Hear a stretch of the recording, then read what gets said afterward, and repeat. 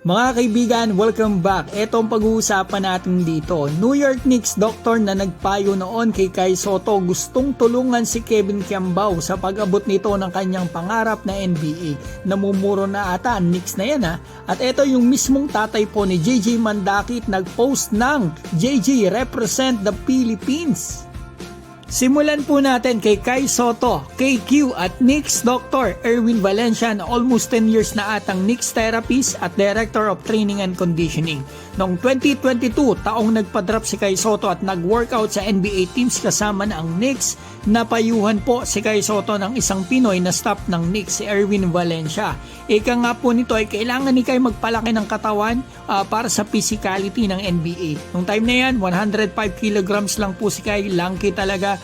At eto, naniniwala daw po si Erwin na possible ang NBA kay Kai kung magiging priority nito ang pagpapalaki ng katawan. 3 years na nakalipas ngayong taong ito, mga kaibigan, eto na si Kai, 118 kilograms na from 105. At eto po mga kaibigan, si Erwin pala ay nag-comment sa post ni Kevin Kiambao sa Instagram nung isang araw. Malamang nakita po ninyo ito, yung caption ni Kevin ay a slim chance is better than no chance. Ang comment po ni Erwin, eto, I'm here for it, hit me up if you want support to fulfill that dream, my guy. Gustong tulungan si KQ ni Erwin. Di natin alam kung anong klaseng tulong yan mga kaibigan, kung physically, training or conditioning or via Knicks connection. Pero Knicks na naman ang mga kaibigan. Isipin po ninyo, last year nag-viral sa post ni Snow Badua, tapos si Binulgar ni Rocha, New York Knicks din, tapos si Brian Gordia nakasama ni KQ sa Dubai. Knicks scout, NBA scout po ng New York Knicks. Tapos eto, Knicks doctor. Kaya wag tayo magtaka mga kaibigan kung mamaya sa isa sa workout ni KQ doon sa NBA ay New York Knicks or ito ang team niya sa NBA Summer League. At wag din po tayo magtataka kung madagdagan ng NBA workouts ni KQ kasi mas madaming NBA workout, mas maganda po yan. Madaming NBA teams ang posible magka-interest sa kanya. 4 to 5 teams ang sabi niya nung nakaraan, baka mamaya nasa 10 na yan pag ando na siya.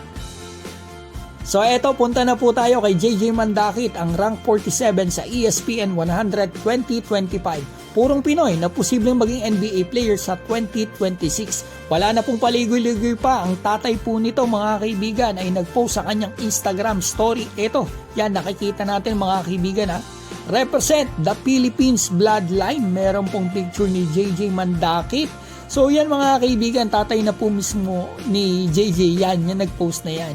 Yan ang sinasabi ko lagi sa mga nakaraang video ko. Gusto ng kampo ni JJ na maglaro ito sa Gilas, Pilipinas. At wag na wag po ninyong iba siyang ating SVP or coaches. Hindi po maganda yan mga kaibigan. Tandaan po natin, nakipag-ugnayan na po ang SVP sa FIBA about dito kay JJ. Pero nasa coach pa rin talaga mga kaibigan ang desisyon sa pagkuha ng mga players, pagpili ng mga players. At ang hula ko, baka kaya hindi ma-push itong si JJ Mandakit ay about dito sa budget. Kasi sa US nakabase si JJ, syempre may mga flight yan, may mga accommodation, etc. Magastos talaga, malaking gastos.